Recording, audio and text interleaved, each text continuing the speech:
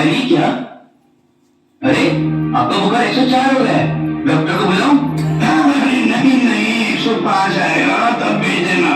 पिताजी मैं शहर की बात नहीं कर रहा हूँ, मैं टेम्परेचर की बात कर रहा हूँ। पिताजी आंखें खोलो, मैं ठीक हूँ। अरे भगवान ये क्या हो गया? पिताजी आंखें खोलो, मेरी मम्मी जल्दी आओ। अरे क्या क्या पिताजी?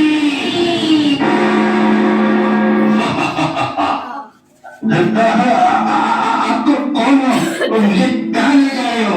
अरे मुझे नहीं जानते, मौत के बाद कौन कहाँ जाएगा, स्वर्ग या नर्क, इसका फैसला मैं ही तो करता हूँ। अरे मगर मुझे नर्क की तरफ क्यों ले जा रहे हो? मैंने तो कितना दान पुण्य किया है।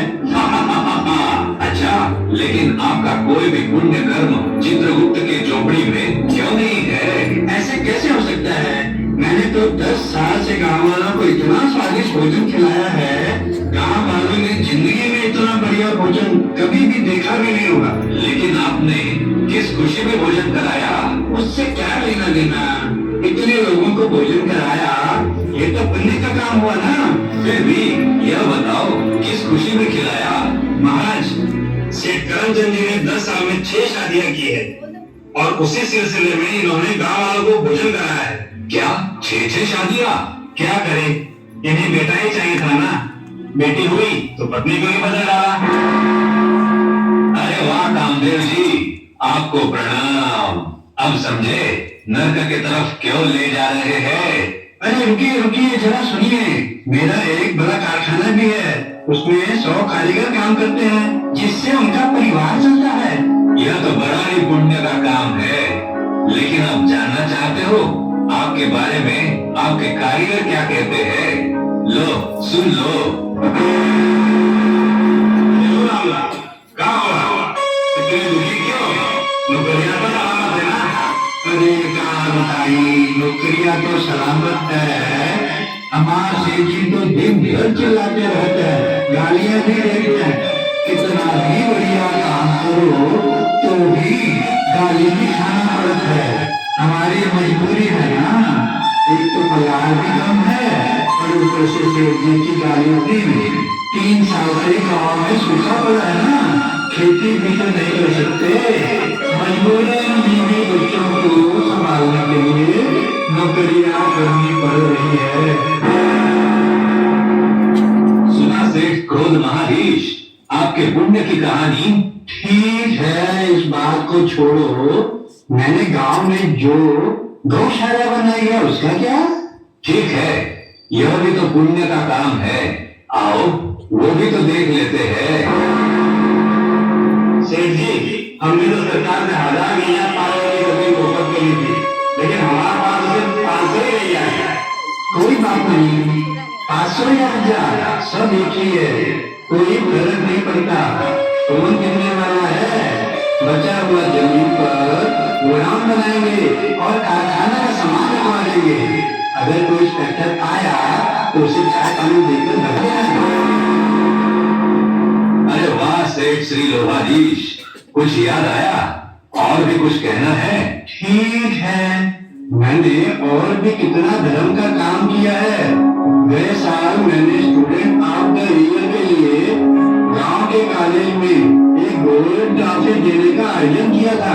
बहुत बढ़िया, तो इस ट्रॉफी की भी गोल्डन कहानी सुनो। प्रिंसिपल महोदया जी कहिए। मैं स्टूडेंट ऑफ द ईयर के लिए कॉलेज में एक गोल्ड ट्रॉफी देना चाहता हूँ और साथ ही अच्छा खासा डोनेशन भी देना चाहता हूँ। करमचंद जी, आप तो बड़े धार्मिक व्यक्ति हो, लेकिन एक बात है, स्टूडेंट ऑफ द ईयर के लिए मेरे बेटे को ही चुना जाना चाहिए। डोनेशन की चिंता ना करना, जितना कहेंगे हो जाएगा। तो भुवनेश्वर जी, अब मजा आया क्या? और भी कुछ आपके पुण्य की कहानियां बाकी है? धर्मराज जी, आप तो मेरे कोई भी पुण्य कर्म में विश्वास नहीं करते हो।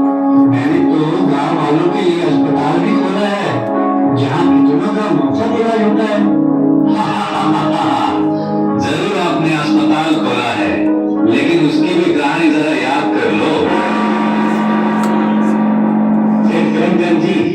हम गरीबों के लिए अस्पताल बना रहे हैं, आप भी कुछ मदद करें तो अच्छा रहेगा।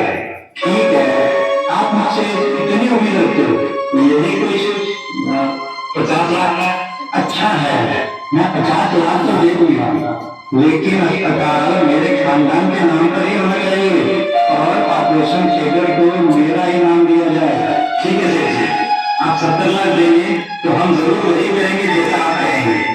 अच्छा, मैं 70 लाख दे दूंगा, लेकिन ऑपरेशन थिएटर में चाकू छुरी जो होती है उस पर ही मेरा नाम होना चाहिए। जरूर जरूर, अगर आप चाहो तो जो मरीजों को खून चढ़ेगा वो भी अपना ही खरीद देंगे। अरे वाह, ये तो आपने बहुत अच्छी बात बताई, मुझे तो ये सुझाई नहीं। यह बात सुनकर मैं तो बहुत खुश हो गया हूँ। अभी तो मैं अस्पताल के लिए 1 करोड़ दूंगा। सुना उसे अहंकारेश्वर, आपका ये चंदा भी पुण्य की गिनती में नहीं गया, बल्कि और ही बोझ चढ़ गया। अब आप समझे हम आपको नरक में क्यों ले जा रहे हैं। और हाँ, ये लो, जैसा आपको चाहिए हम मरीजों को देने के लिए आपका ही खून निकाल लेते हैं। नहीं, छोड़ो, मुझे छोड़ो।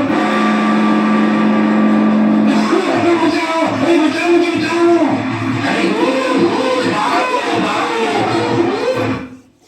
घबराओ नहीं, सेठ जिंदा है, सिर्फ बेहोश हुए थे। लेकिन मेरी धर्मराज से भी मुलाकात हुई, वो तो मुझे 5 बेकारों के बारे में भी समझा रहे थे और मुझे नरक में भी ले जा रहे थे, हाला से भी घायल कर रहे थे।